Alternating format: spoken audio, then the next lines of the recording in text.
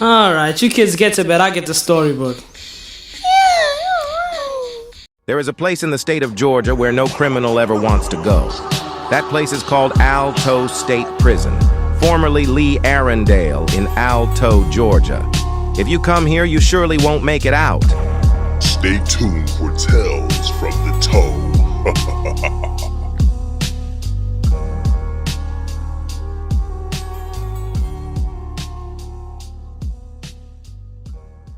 Tales from the Toe, Episode 1. Alto State Prison, the scariest place on planet Earth.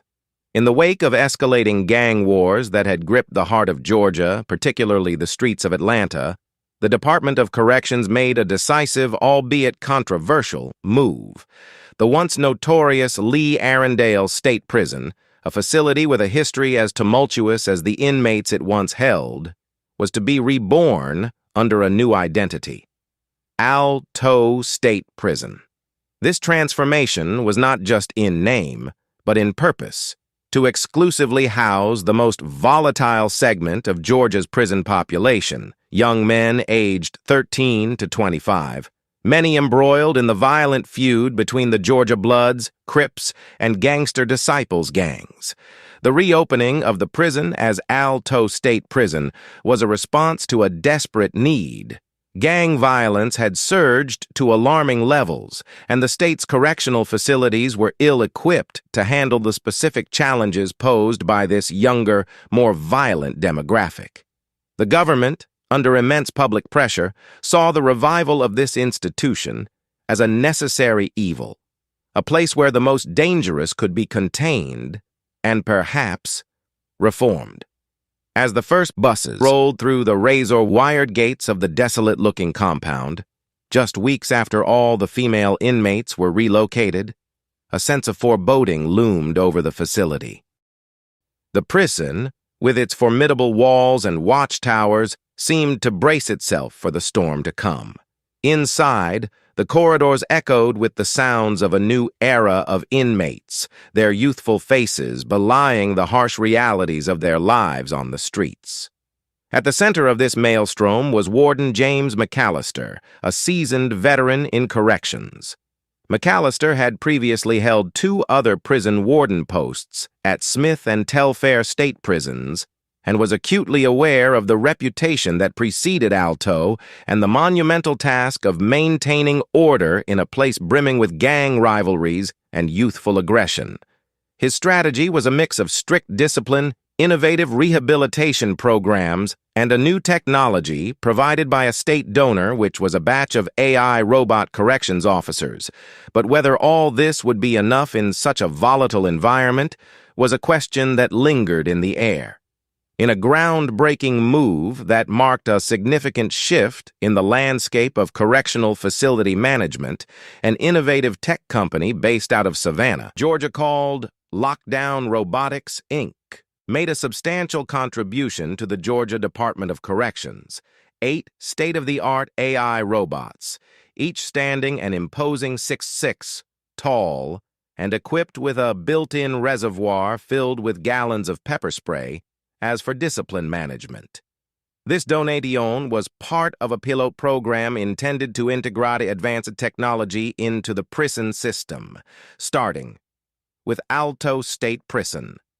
The AI robots, designed with cutting-edge surveillance and security capabilities, were programmed to assist in monitoring inmate activities, managing routine tasks, and ensuring overall safety within the prison environment.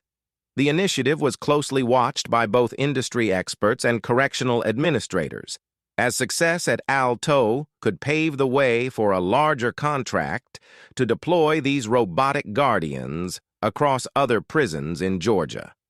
The tech company's ambition was not only to revolutionize prison security, but also to demonstrate the potential of AI technology in maintaining order and safety in such challenging settings. Among the first big group of inmates, 19-year-old Malik stood out. A former member of the Bloods, his life had been a tapestry of violence and survival on the streets of Zone 3. Now, within the walls of Alto, He found himself navigating a complex web of alliances and animosities. The prison was a microcosm of the world he knew outside, yet here, the stakes were even higher. As the next few weeks turned into months and the newly converted prison was filled to capacity, Alto solidified its reputation as the toughest in Georgia, just like it was back in the 80s and 90s. Incidents of violence were frequent, and the tension between rival gangs simmered constantly beneath the surface. However, in the midst of this chaos, small victories emerged. Warden McAllister's efforts in implementing educational and vocational training programs began to bear fruit. A handful of inmates, including Malik, found solace and purpose in learning new skills and earning qualifications. Malik's journey in the new Alto prison had been transformative. Against all odds, he had earned his GED, an achievement that felt like a beacon of light in the pervasive darkness of incarceration. It was more than a certificate. It was a symbol of a possible future, a life beyond gang affiliations and street wars. But the past, as Malik soon realized, wasn't ready to release its grip. One humid afternoon, as the steamy prison yard buzzed with the usual cacophony of voices and bouncing basketballs, Malik found himself cornered by a group of his former gang associates from Pittsburgh. Their message was chillingly clear: rejoin the Bloods or face the consequences. This ultimatum, a violation in gang parlance, was a threat to his very existence. Malik's heart raced as he faced his former brethren, most of whom towered over his 5'7" frame, their faces reminding him of his past life, a life he desperately wanted to leave behind for good. But the code of the streets was unyielding, and his refusal to rejoin the gang painted a target on his back. In the days that followed, tension enveloped Malik like a suffocating cloak. He moved through the prison, acutely aware of the hostile eyes that followed him. Despite the constant threat, he found solace in the prison's library, a sanctuary where he immersed himself in books, fueling his dreams of a different future. Word of Malik's defiance and ambition reached Warden McAllister, who had been closely monitoring the young man's progress. Impressed by Malik's resolve and fearing for his safety, McAllister took an unprecedented step. He facilitated Malik's transfer to a different unit within Alto, a safer dorm that focused on rehabilitation and away from the gang-dominated cell blocks. This move was a double-edged sword. While it offered Malik a respite from immediate danger, it also isolated him from the few allies he had in the prison, and because of this major vulnerability, 3 of the members out of his old gang were able to carry out their threats one day up in the prison's visitation center. Although the warden had placed Malik in a safe dorm, it meant nothing when it was time for him to receive a visit from his loved ones, because all inmates shared the same visitation room regardless of where they were housed, and because staff was short that day, the Bloods gangsters were able to pay off the only guard working that station that day, who allowed them to abduct the helpless Malik after his visitation ended and he was being searched to return to his cell block.